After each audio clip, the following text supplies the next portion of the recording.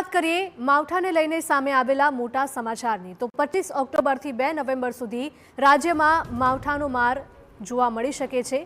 શિયાળાની શરૂઆત માવઠાના માર સાથે થવાની છે અને આ આગાહી કરી છે જાણીતા હવામાન નિષ્ણાંત પરેશ ગોસ્વામીનો દાવો છે કે અરબ સાગરમાં સર્જાયેલ સાયક્લોનિક સર્ક્યુલેશન વાવાઝોડાનું સ્વરૂપ ધારણ કરશે અને તેની સીધી અસર ગુજરાતને થશે। દક્ષિણ ગુજરાતથી રાજ્યમાં 25 ઓક્ટોબરે માવઠાની શરૂઆત થશે અને ક્રમશઃ સૌરાષ્ટ્ર અને મધ્ય ગુજરાત સહિત અમદાવાદ અને ગાંધીનગરમાં મુશ્કેલી વરસાવશે।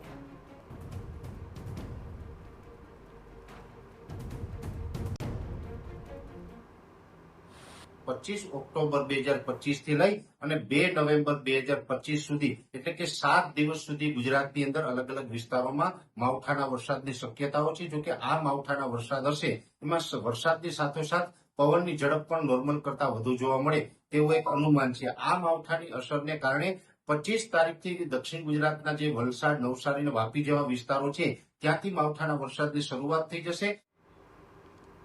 તો 25 ઓક્ટોબરે દક્ષિણ ગુજરાત, 26 ઓક્ટોબરે સૌરાષ્ટ્ર અને 27 ઓક્ટોબરે અમદાવાદ, ગાંધીનગર સહિતના વિસ્તારમાં માવઠાના એંધાણ છે।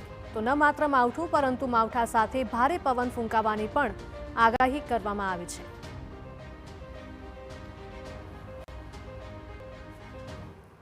સૌથી વધારે અસર છે એ દક્ષિણ ગુજરાતના વલસાડ, વાપી, નવસારી, સુરત, ડાંગ, આહવા અને બિલીમોરા જેવા વિસ્તારો છે। એ તમામ વિસ્તારોની અંદર તીવ્ર માવઠું થાય તેવું અનુમાન છે। ત્યાં પણ પવનની ઝડપ છે માવઠા સમયે 35 થી લઈને 40 કિલોમીટર પ્રતિ કલાકની ઝડપે ફૂંકાય તેવી શક્યતાઓ છે।